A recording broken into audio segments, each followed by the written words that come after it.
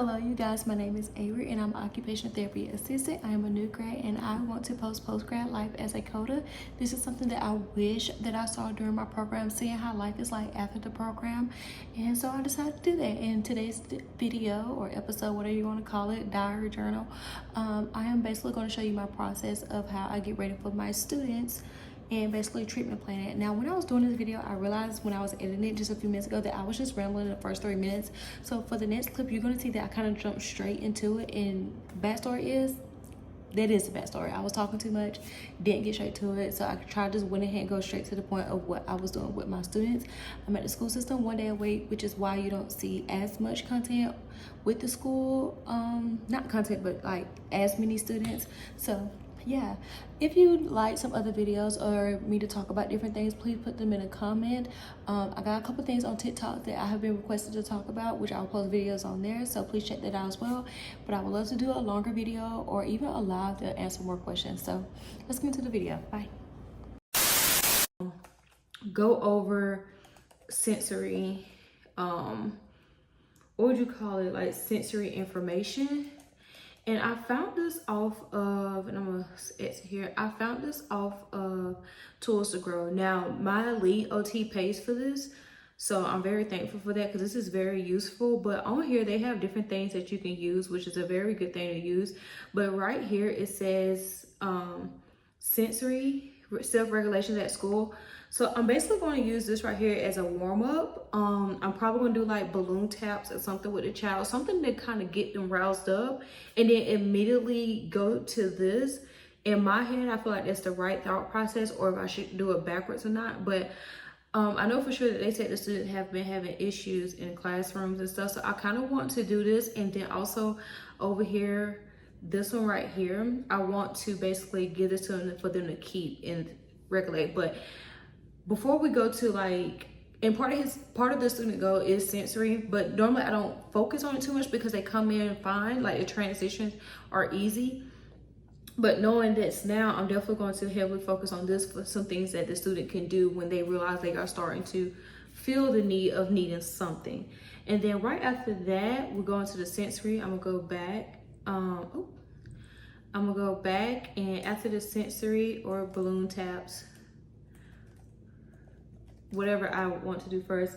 After that, I'm going to allow students, we are going to write about spring break. This student specifically has a letter formation along with identifying correct letters. Like, is it a tall, small, or it's not called hanging letter. I forgot what it's called, but they have mastered that goals, but some of the letters are written backwards, so that's something that I can address. But also, I am looking forward to, at the end of this term, going ahead and dismissing this child or going on consult for sensory or issues like, to provide to the teacher. But I want to make sure that they are able to either copy a sentence as like a paragraph, because the student is going into a higher grade that will require, more of the diagonal. I forgot what it's called, the tracking from board to paper. So I want to include this in this section to kind of go ahead and mark, how the student do. So over here on the side, I have respond to treatment, and that is just any time for me to put how did the student transition? Did it take a lot of verbal cues for their attention? Did they have a meltdown? Did we have to end session early because of their behavior? And then over here, I type my note. For the school specifically, it is a small contract company, so they use Excel, and so they basically, every time like we do a suit visit, I have to sign, hand sign on my notes, but also still sign on here. But I'll go ahead and put the notes here so that I can have it written, kind of compared to the next one. So the next student I have, I'm gonna put that, and I plan on seeing the student around this time. And all this can definitely change in the school, but I try to base it each week so that the student kind of know what to expect.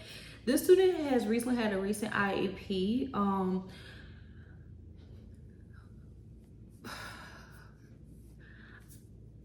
I had suggested to possibly change from writing to typing, because when I was doing some things with the student, they did not understand or recognize words.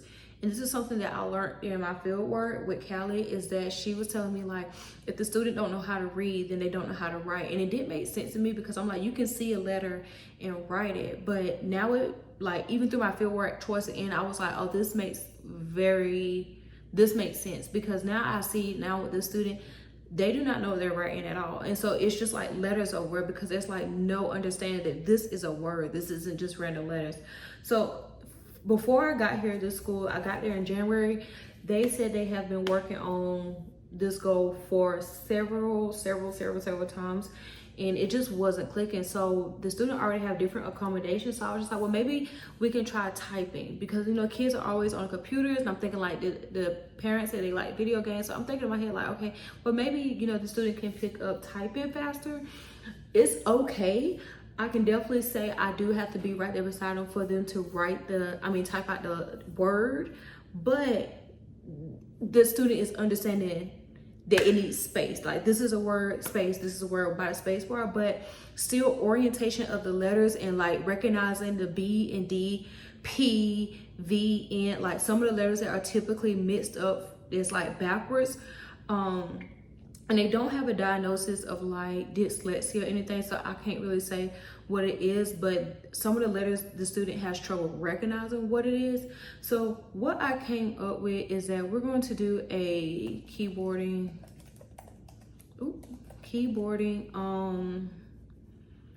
word find. And I found this on Pinterest, and so I'm gonna head over here. I'm so sorry y'all burped. And what I am going to do is this right here. So on my MacBook, I had ordered these, well, it's not my MacBook, it's the Rails, but I had ordered these cover-ups, but they sent me 2 of them. And I really don't need 2 of them, because on my iPad, wait, will it fit on my iPad? No, it won't fit on my iPad.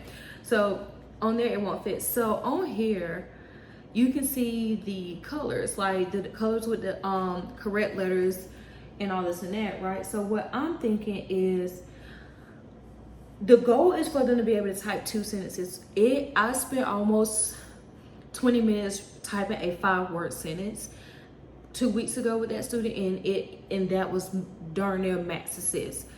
So what I'm thinking is creating these, and I'm not gonna laminate it. I'm just probably going to take little note cards and just put sales sticker dots on them. I hope you know what I'm talking about, like the little circles.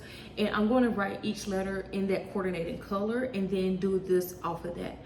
Hopefully, but between the color, the organization, and then the typing will go. And then I also thought about, even if the typing isn't there, maybe some sessions I can go back and forth. One day I do like building the blocks, or the linking blocks that are the colors to match the words, and put on there or something, because we really need to start getting the keyboard. The student does fine, but it takes a lot of time.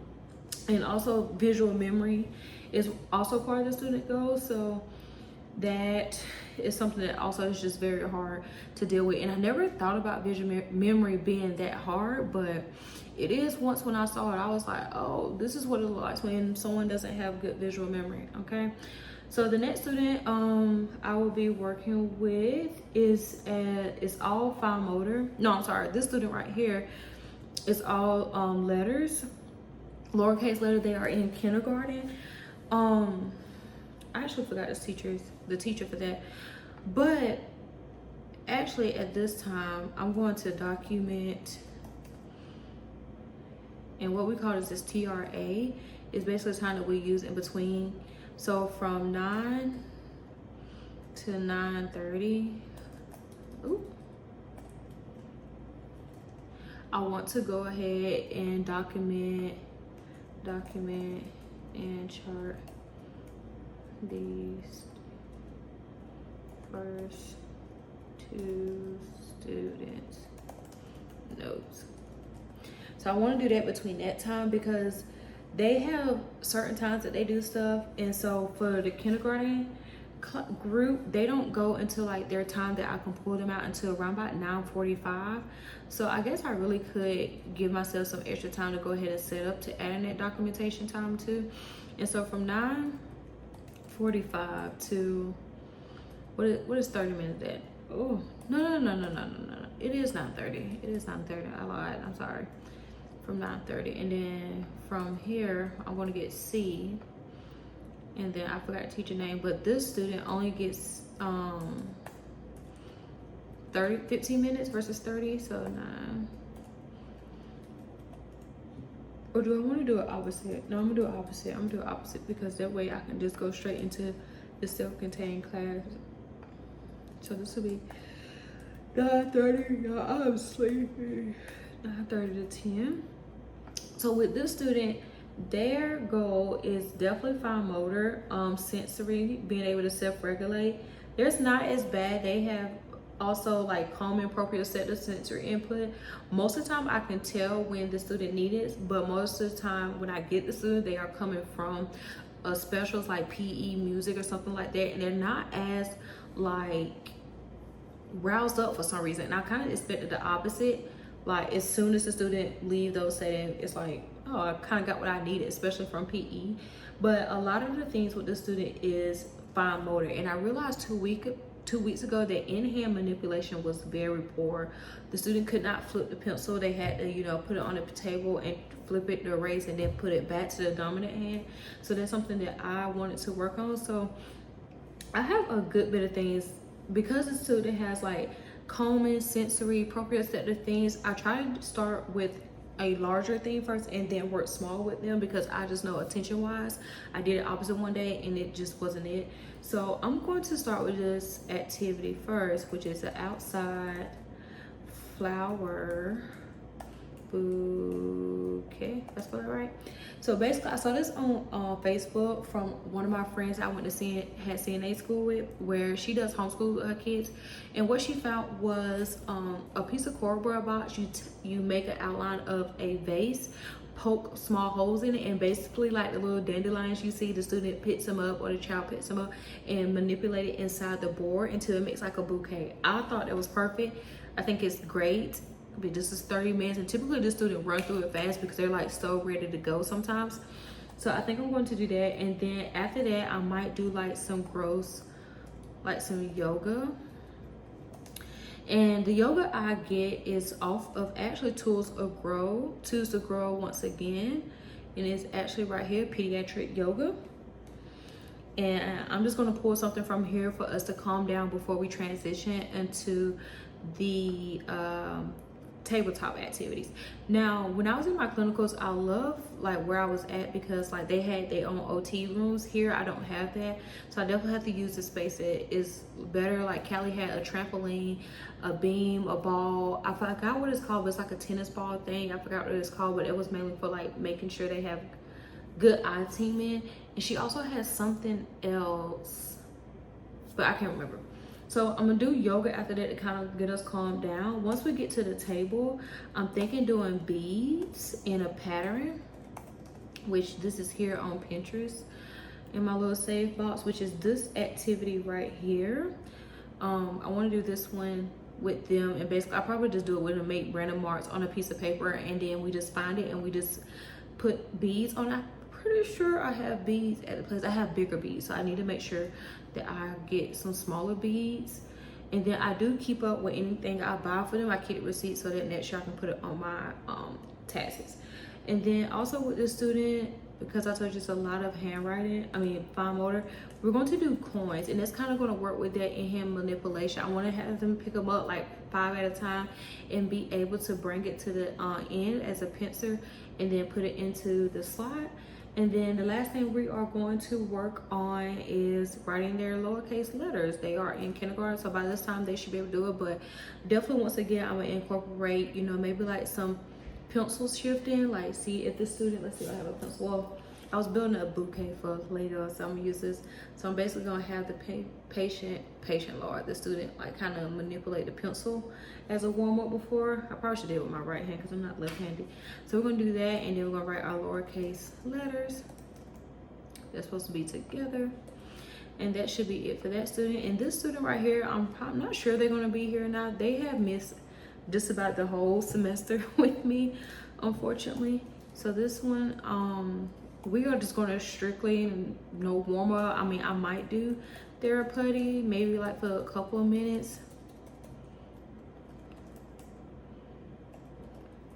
And then after that, we're going to go straight into the goals, which are lowercase letter formation, making sure they write it in a correct formation. And then after that, I think I'm going to go ahead and document. Yeah, I want to go ahead and document during that time. And then from 10:15 to, I think I'll give myself to like 10:30. I feel like there'll be enough time. Even if I just get one, that's fine.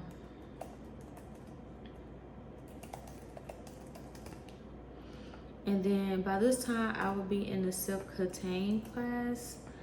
And honestly, like I said, I'm going to just do what I need to do.